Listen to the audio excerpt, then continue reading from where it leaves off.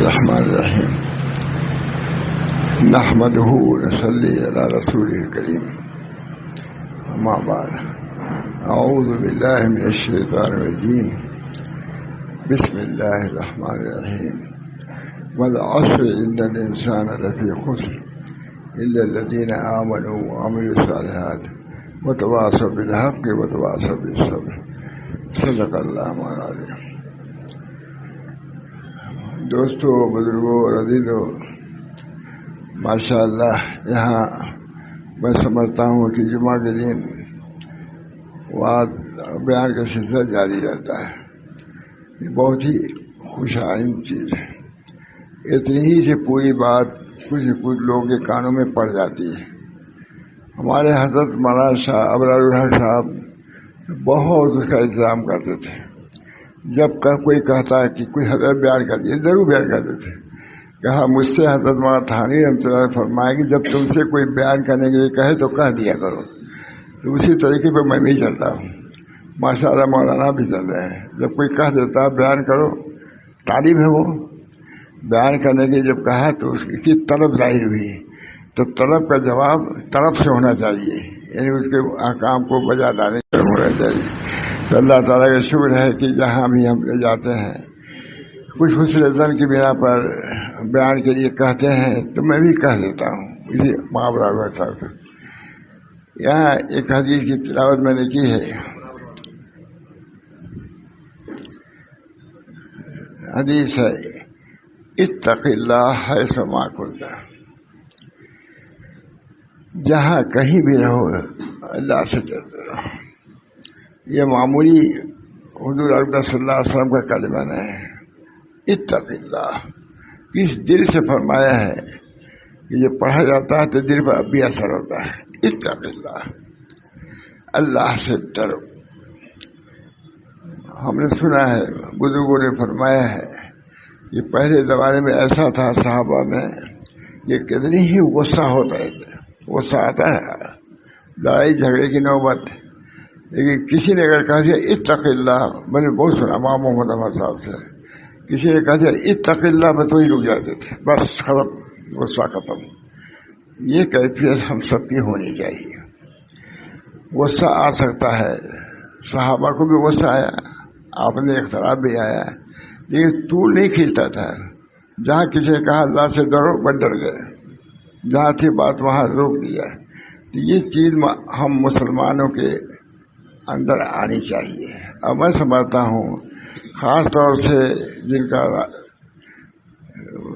رخ، جن کا راستہ اصلاح اخلاق ہو، ان کو تو ضرور اس کو پیش نظر رکھنا چاہیے۔ یعنی جیسے عوام جھگڑتی ہے ویسے ہم بھی جھگڑا کریں، نہیں، ہمارے جھگڑوں میں اور دوسروں کے جھگڑوں میں فرق ہونا چاہیے۔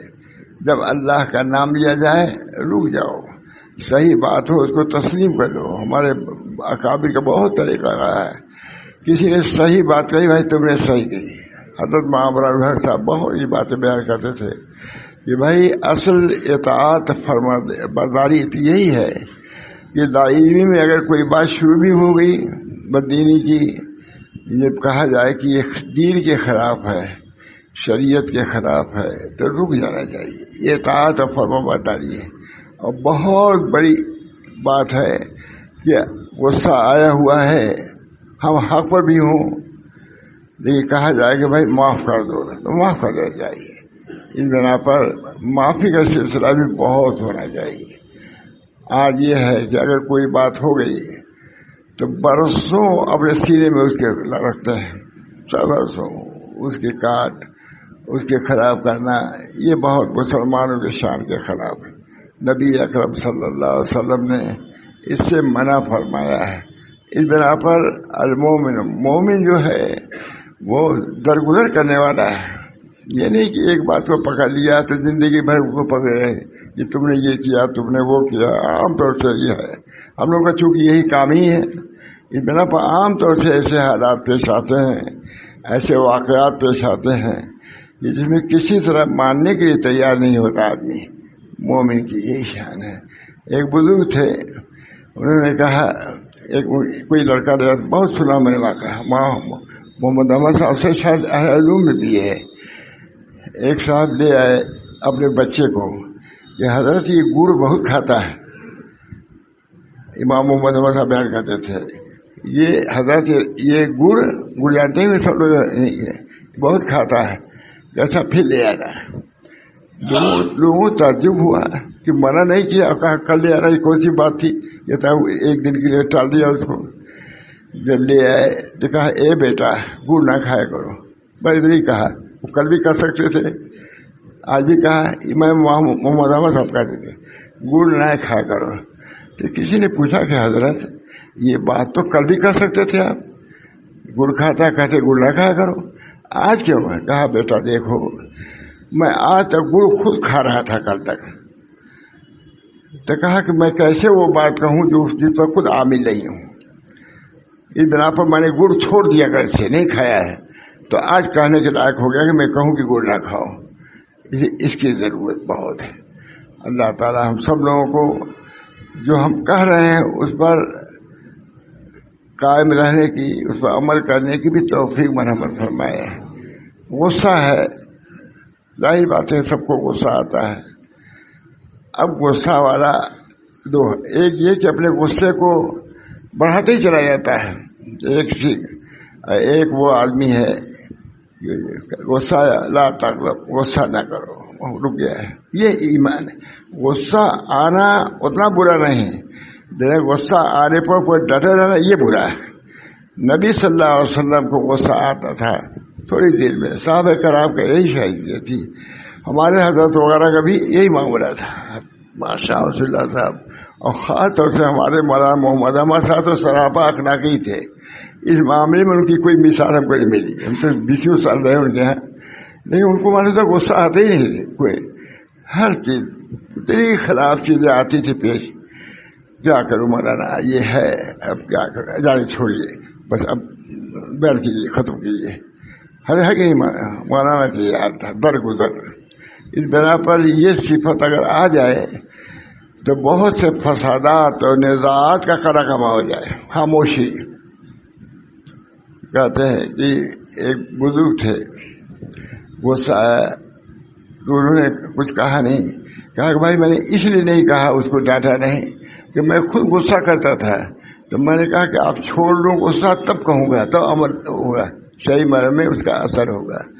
تو میرے دوستوں بزرگوں انہی سب بد اخلاقیوں کی وجہ سے ہم لوگ کا معاشرہ تباہ ہو رہا ہے. غصہ سب سے بڑی چیز.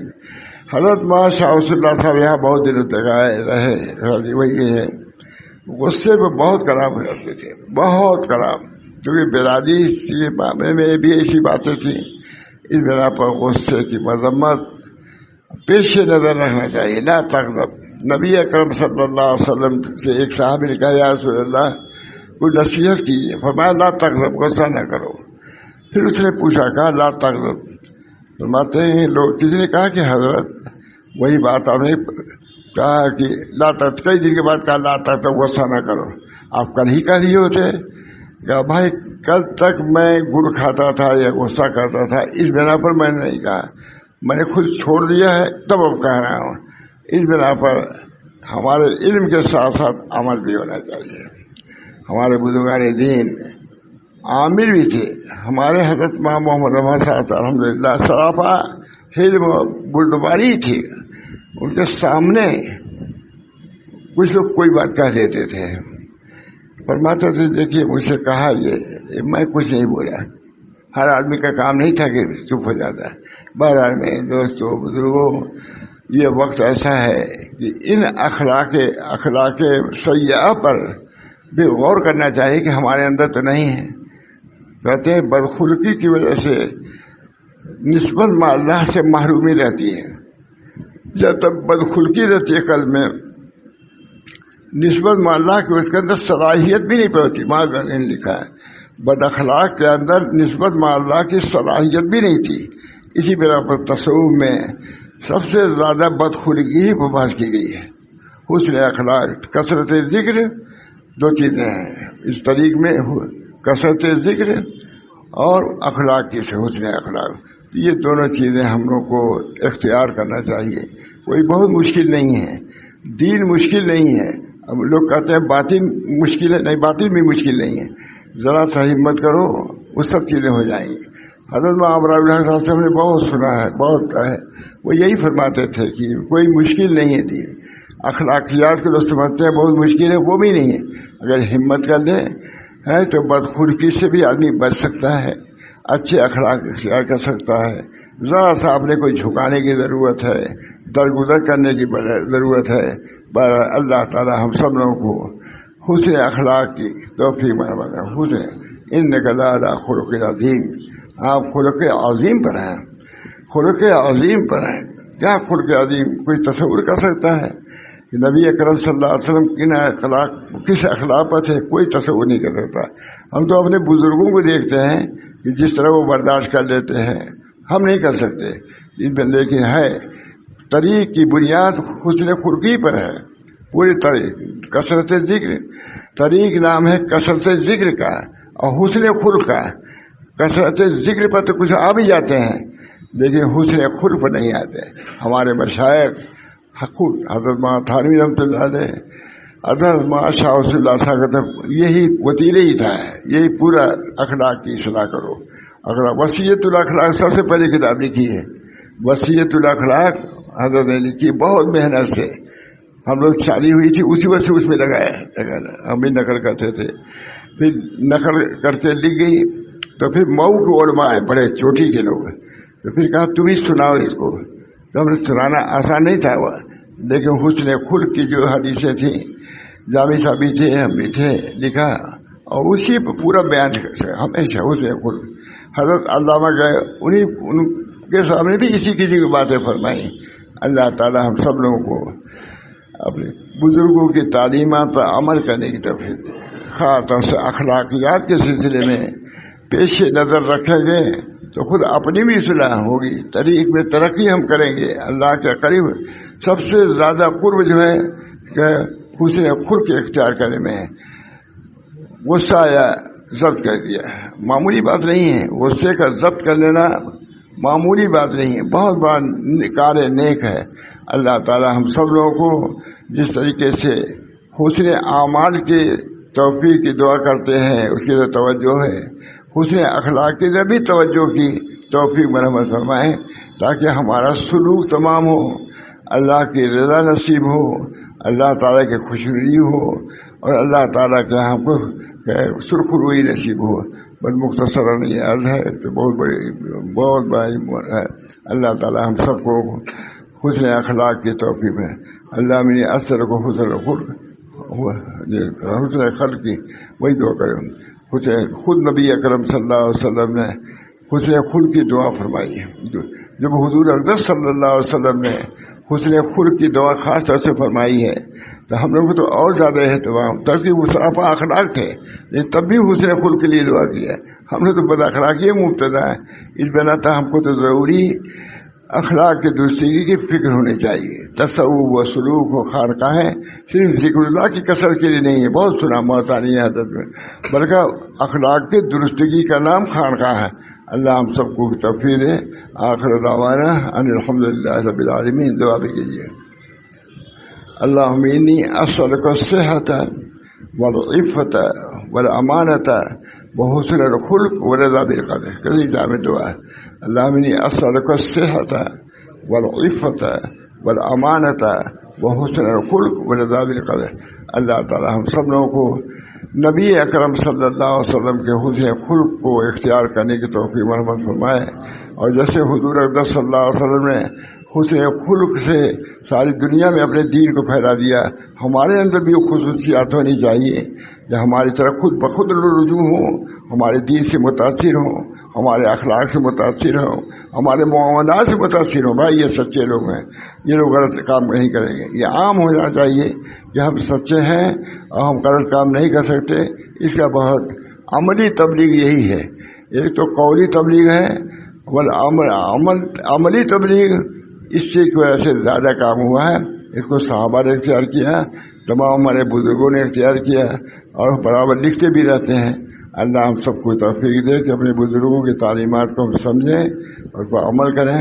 وآخر دعوانا الحمدللہ رب العالمین. دعا درود شریف پڑھ کر کے دعا اللہم صلی علی سیدنا محمد صلی اللہ تعالی علیہ وسلم ربنا تقبل منا انک انت السمیع العلیم برحمتک یا ارحم الراحمین بحرمت سید النبی الکریم صلی اللہ تعالی علیہ وسلم.